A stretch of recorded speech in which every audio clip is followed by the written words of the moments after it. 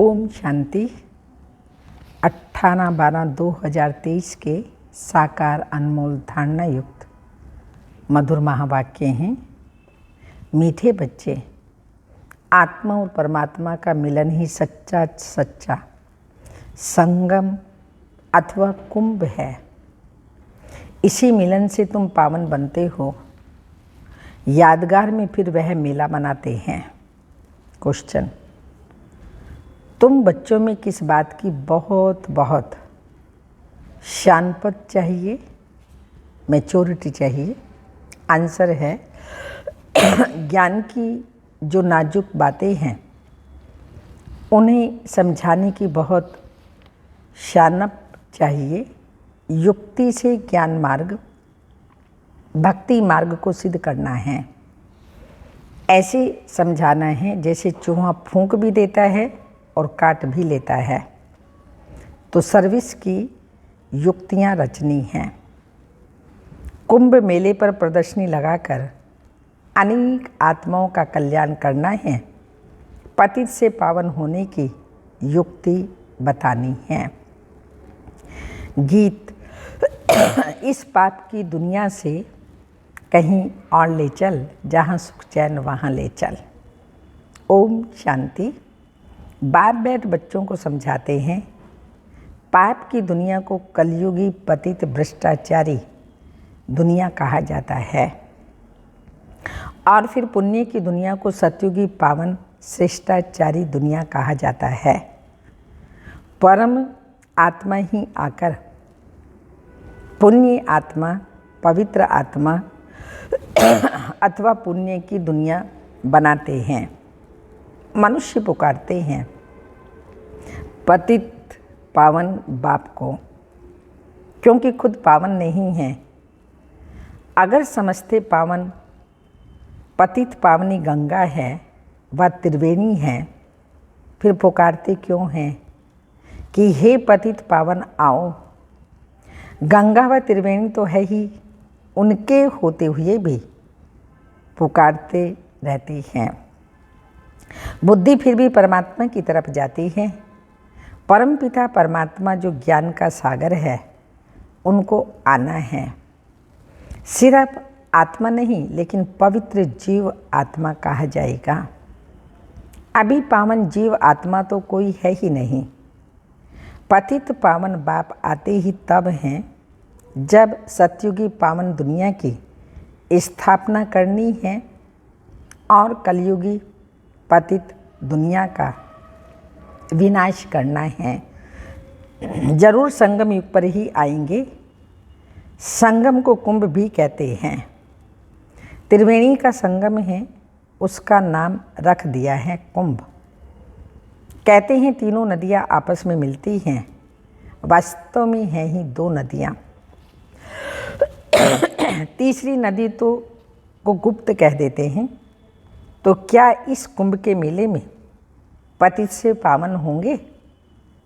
पतित पावन को तो जरूर आना है। ज्ञान का सागर वह है। पतित दुनिया को पावन बनाना, कलयुग को सतयुग बनाना, यह तो परम पिता परमात्मा का ही काम है, ना कि मनुष्यों का। यह तो सब ब्लाइंड फेथ है। अब अंधों को लाठी चाहिए। तुम अब लाठी बने हो नंबरवार पुरुषार्थ अनुसार। लाठियाँ भी किस्म किस्म की होती हैं। कोई लाठी 100 रुपयों की, कोई 2 रुपयों की भी मिलती है। यहाँ भी सब नंबरवार हैं। कोई तो बहुत सर्विसेबल हैं। जब बीमार होते हैं तब सर्जन को बुलाना पड़ता है। अब यह है ही पतित दुनिया। तुम पावन बन रहे हो। कहा जाता है आत्मा परमात्मा अलग रहे बहुकाल। फिर जब परमपिता परमात्मा अनेक आत्माओं के बीच आते हैं तो उसको कहा जाता है संगम का कुंभ। मनुष्य कुंभ के मेले में बहुत दान करते हैं। वह कमाई होगी साधु संतों को और गवर्नमेंट की। यहाँ तुमको तन मन धन सहित सब कुछ दान करना होता है पतित पावन बाप को। वह फिर तुमको भविष्य में स्वर्ग का मालिक बनाएंगे। वह नाम लेते हैं त्रिवेणी का और दान देते हैं साधु संतों को। वास्तव में संगम उनको कहेंगे जहाँ सब नदियाँ आकर सागर में मिले। वहाँ सागर तो है ही नहीं, यह तो नदियाँ आपस में मिलती हैं। नदियाँ और सागर के मिलन को ही सच्चा सच्चा मेला कहा जाता है। लेकिन यह भी ड्रामा में नूंद है। इसमें गवर्नमेंट को भी रेल, मोटर, गाड़ी, जमीन आदि से बहुत कमाई होती है, तो यह कमाई का मेला लगता है। इन बातों को तुम बच्चे जज कर सकते हो, क्योंकि तुम हो ईश्वरीय मत पर। तो कुंभ के मेले का अर्थ निकालना चाहिए। बाबा ऐसे निबंध देते हैं जो सेंसिबल बच्चे हैं उनको उठाना चाहिए। नंबर 1 सबसे सेंसिबल तो है मम्मा, फिर दूसरा है संजय, जगदीश भाई साहब जिनको बाबा संजय नाम देते थे, तो उनको बाबा आज याद कर रहे हैं, जिसको फिर बांटने के लिए पर्चे बनाने पड़े। यह त्रिवेणी पतित पावनी नहीं है। पतित पावन तो सर्व का सद्गति दाता एक ही शिव बाबा हैं। त्रिवेणु को तो सद्गति दाता नहीं कहेंगे। यह नदियाँ तो हैं ही, आने की बात नहीं है। गाते हैं पतित पावन आओ, आकर के पावन बनाओ, तो यह पर्चे निकालने चाहिए। बहनों भाइयों, क्या पतित पावन ज्ञान सागर परम पिता परमात्मा है या यह नदियाँ हैं? यह तो सदैव है ही हैं। परमात्मा को तो पुकारा जाता है आने के लिए। वास्तव में पतित पावन तो एक परमात्मा है। आत्मा और परमात्मा अलग रहे बहुकाल, आदि आदि। वही सतगुरु आकर सबको सद्गति दे वापिस ले जाते हैं। ज्ञान स्नान तो वास्तव में परम पिता परमात्मा से करना चाहिए। पावन दुनिया की स्थापना परम पिता परमात्मा ही कराते हैं। तुम उसे जानते हो? पूछो। नहीं जानते ना? तो भारत जब श्रेष्ठाचारी था तब उसमें देही अभिमानी देवताएं रहते थे। आत्म अभिमानी देवी देवताएं वो रहते थे। उसे शिवालय कहा जाता है। अब कुंभ पर जाकर बच्चों को प्रदर्शनी लगानी चाहिए। बहुत बड़ी बड़ी प्रदर्शनियाँ लगती हैं, मेले लगते हैं, बहुत सेवाएं होती हैं साधुओं की, सन्यासियों की, यात्रियों की कुंभ के मेले पर। समझाने हैं कि पतित पावन एक बाप है। वह कहते हैं मैं आता ही तब हूँ जब पति से पावन बनाना होता है, तो प्रतिज्ञा करनी पड़े। रक्षाबंधन भगवान से तैल्लुक रखता है, ना कि साधु संतों से। प्रतिज्ञा परमपिता परमात्मा से की जाती है, ना कि त्रिवेणी से। वो तो पानी है, एक जड़ तत्व है, तो उससे प्रतिज्ञा कैसे करेंगे? हे बाबा, हम आपकी श्रीमत से पावन बनने के लिए प्रतिज्ञा करते हैं। तो बाप भी कहते हैं मैं तुमको पावन दुनिया का मालिक बनाऊंगा। यह है बाबा के इशारे। इसमें सर्विस करने वाले बहुत तीखे चाहिए। चित्र भी और बनाने पड़े। इसके लिए अच्छा मंडप लेना पड़े। तुम्हारे दुश्मन भी बहुत निकलेंगे। कोई समय आग भी लगाने में देरी नहीं करेंगे। किसको झगड़ा करना होता है तो गाली देने लग पड़ते हैं। तुमको तो निरअहंकारी बन साइलेंस में रहना पड़े। कोई ग्लानि करे, गाली दे, कुछ भी कहे, लेकिन बाबा कहते हैं तुम्हें साइलेंस में रहना है और निरअहंकारी भी रहना पड़े। ब्रह्मा कुमारियाँ मशहूर तो हो गई हैं, पर्चे आदि जरूर बांटने हैं, कुंभ के मेले का खास महत्व रखते हैं। वास्तव में महत्व अभी का है, यह भी ड्रामा का खेल है, वहाँ से भी कोई का कल्याण हो सकता है, परंतु मेहनत लगती है। कांटों को फूल बनाने में मेहनत लगती है। कुंभ के मेले में प्रदर्शनी करने में भी हिम्मत चाहिए, जान पहचान भी चाहिए, जो कोई विघ्न ना पड़े। तुमको सिद्ध करना है पतित पावन कौन है। मनुष्य पावन दुनिया स्वर्ग को याद भी करते हैं। कोई मरता है तो कहेंगे फलाना स्वर्गवासी हुआ। वहाँ तो बहुत माल ठाल होते हैं, वहाँ से फिर यहाँ बुलाकर खिलाते क्यों हो। तुम श्रीनाथ के मंदिर में देखेंगे कितने माल बनते हैं। अब श्रीनाथपुरी और जगन्नाथपुरी वास्तव में एक ही बात है, परंतु वहाँ श्रीनाथ द्वारे में देखेंगे तो बहुत वैभव बनाते हैं और जगन्नाथपुरी में सिर्फ फीके चावल का भोग लगता है, घी आदि कुछ नहीं पड़ता। यह फर्क बताते हैं। गोरा है तो ऐसे माल और सांवरा है तो सूखा चावल। राज बड़ा अच्छा है। सत्युग त्रेता में माल ठाल मिलते हैं क्योंकि आत्मा गोरी है, पवित्र है। द्वापर कलयुग में खाली चावल मिलते हैं, वो भी सूखे। तो बाबा ने कहा ये बड़ा राज है, क्योंकि वहाँ पर आत्मा पतित बन जाती है, भारत भी गरीब बन जाता है। तो यह बाप बैठ समझाते हैं। श्रीनाथ द्वारे में इतना भोग लगाते हैं तो फिर पुजारी लोग दुकान पे बेचते हैं। उन्हों की कमाई का आधार भी उस पर ही है।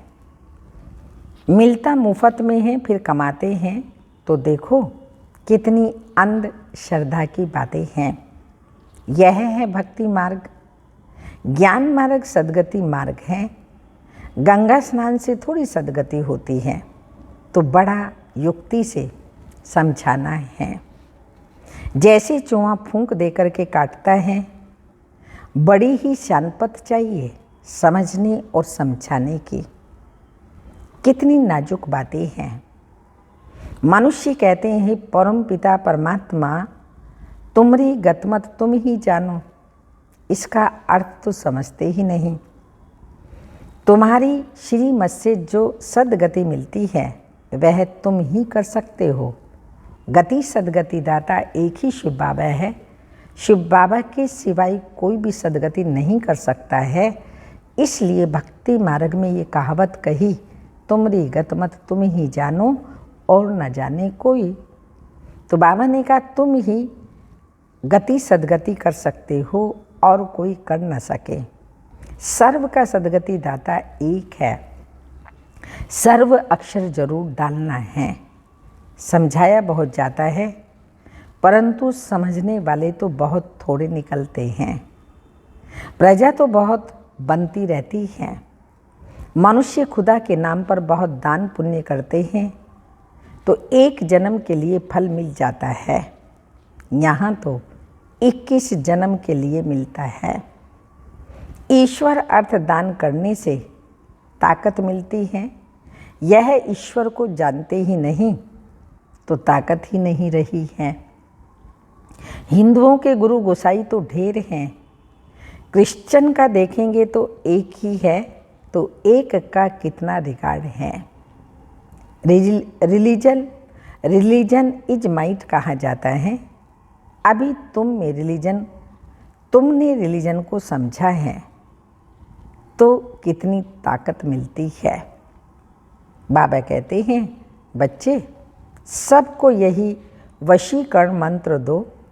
बच्चों को बाप कहते हैं तुम जहाँ से आए हो उसे याद करो। परमधाम से आत्मा आई है सृष्टि रूपी रंगमंच पर पाठ बजाने और वापस परमधाम ही जाना है। इसलिए बाबा कहते हैं उस परमधाम को याद करो। तो अंत मति सुगति हो जाएगी। बाप को याद करने से पावन बन सकते हो, पाप दग्ध होंगे। बाप और वर्षे को याद करना है, जिससे सारा चक्र बुद्धि में आ जाता है। गृहस्थ व्यवहार में रहते देह के सर्व संबंधों से बुद्धि निकाल बाप के साथ जोड़ने का पुरुषार्थ करना है, जो फिर अंत समय भी वही याद पड़े। और कोई की याद पड़ी तो सजा खानी पड़ेगी और पद भी कम हो जाएगा। तो वास्तव में कुंभ कल्प के संगम को कहा जाता है, जब आत्मा ही और परमात्मा मिलते हैं। परमात्मा ही आकर राजयोग सिखलाते हैं, वह है पुनर्जन्म रहित। परंतु बच्चे भी समझते नहीं, श्रीमत पर चलते नहीं, तो बेड़ा पार कैसे हो। बेड़ा पार होना माना राजाई पद पाना। श्रीमत से ही राजाई मिलती है, श्रीमत पर नहीं चलते आखिर खत्म हो जाते हैं। सजनियाँ साथ में वह चलेंगी जिनका दीपक जगा हुआ होगा। आत्मा रूपी दीपक जगा हुआ होगा तो परमात्मा साजन के साथ जा सकेंगे। जिनके दीवे बुझे हुए हैं वो साथ में थोड़ी चलेंगे। अनन्य बच्चे चलेंगे, बाकी तो नंबर वार पिछाड़ी में आएंगे। लेकिन पवित्र तो सब बनेंगे। सब आत्माएं भी एक जैसी ताकत वाली नहीं हो सकती। हर एक आत्मा का पार्ट अपना अपना है, एक जैसा पद नहीं मिल सकता। अंत में सबका पार्ट क्लियर हो जाएगा। झाड़ कितना बड़ा है, कितने मनुष्य हैं। मुख्य तो जो बड़े बड़े टालियाँ हैं वो देखने में आएंगे। मुख्य है फाउंडेशन, बाकी तो बाद में आते हैं। उनमें ताकत कम होती है। स्वर्ग में सब नहीं आ सकते। भारत ही हेवन था, ऐसे नहीं कि भारत के बदले जापान खंड हेवन हो जाएगा, ऐसे हो नहीं सकता। अच्छा, मीठे मीठे सिक्की लदे बच्चों प्रति माता पिता बाप दादा का याद प्यार। Good morning, diamond morning. रूहानी बाप की रूहानी बच्चों को नमस्ते। हम रूहानी बच्चों की रूहानी माता पिता बाप दादा को याद प्यार। गुड मॉर्निंग, डायमंड मॉर्निंग, ओम नमस्ते। रात्रि क्लास है 24/4/68। बच्चों को समझाया गया है और धर्म स्थापक कोई सभी का कल्याण नहीं कर सकते। वह आते ही हैं, सभी को ले आते हैं। तो जो लिबरेटर कर गाइड करते हैं उनका ही गायन है। वो भारत में ही आते हैं, तो भारत सभी से ऊंच देश ठहरा। भारत की बहुत महिमा करनी है। बाप ही आकर सर्व की सद्गति करते हैं, तब ही शांति होती है। विश्व में शांति थी सृष्टि के आदि में। स्वर्ग में एक ही धर्म था, अभी अनेक धर्म हैं। बाप ही आकर शांति स्थापन करते हैं। कल्प पहले मिसल करते हैं। तुम बच्चों को ज्ञान मिला है तो विचार सागर मंथन चलता है, और तो कोई का चलता ही नहीं। यह भी तुम समझते हो। देह अभिमान के कारण देह को ही पूजते हैं। आत्मा पुनर्जन्म तो जरूर यहाँ ही लेगी ना। अभी तुम समझते हो पावन तो एक ही है। बाप ही गुप्त ज्ञान देते हैं, जिससे सभी की सद्गति हो जाती है। बाकी हनुमान व गणेश आदि जैसे कोई होते ही नहीं। इन सभी को कहा जाता है पुजारी। अच्छा, रूहानी बच्चों प्रति रूहानी बाप व दादा का याद प्यार। Good night. रूहानी बच्चों को रूहानी बाप की नमस्ते। हम रूहानी बच्चों की रूहानी बाप को गुड नाइट और नमस्ते। धारणा के लिए मुख्य सार हैं। सजाओं से बचने के लिए देह के सर्व संबंधों से बुद्धि योग निकाल एक बाप से बुद्धि योग जोड़ना है। अंत समय में बाप के सिवाय कोई याद ना आए। निरअहंकारी बन साइलेंस में रहे, कांटों को फूल बनाने की मेहनत करनी है। श्रीमत पर अंधों की लाठी बनना है। पावन बन पावन बनाना है। वरदान। समर्थ संकल्पों द्वारा जमा का खाता बढ़ाने वाले होली हंस भव। स्पष्टीकरण। जैसे हंस कंकड़ और रतन को अलग करते हैं, ऐसे आप होली हंस अर्थात समर्थ और व्यर्थ को परखने वाले। जैसे हंस कभी कंकड़ को चुग नहीं सकते, अलग करके रख देते हैं, छोड़ देते हैं, ग्रहण नहीं करते, ऐसे आप होली हंस व्यर्थ को छोड़ समर्थ संकल्पों को धारण करते हो। व्यर्थ तो बहुत समय सुना, बोला, किया, लेकिन उसके परिणाम में सब कुछ गंवाया। अब गंवाने वाले नहीं, जमा का खाता बढ़ाने वाले हो। स्लोगन। स्वयं को ईश्वरीय मर्यादाओं के कंगन में बांध लो तो सर्व बंधन समाप्त हो जाएंगे। स्वयं को ईश्वरीय मर्यादाओं के कंगन में बांध लो तो सर्व बंधन समाप्त हो जाएंगे। अव्यक्त इशारा। गृहस्थ व्यवहार को संभालते हुए, सेवा करते हुए सदा उपराम रहो। याद रखो, मेरी सेवा नहीं है, बाप ने दी है, तो निर्बंधन रहेंगे। मेरी गृहस्थी नहीं, मैं ट्रस्टी हूँ, बंधन मुक्त हूँ। ऐसी प्रैक्टिस करो। सूक्ष्म मोह की रस्सियों से भी मुक्त नष्टो मोहा स्मृति स्वरूप बनो। ओम शांति।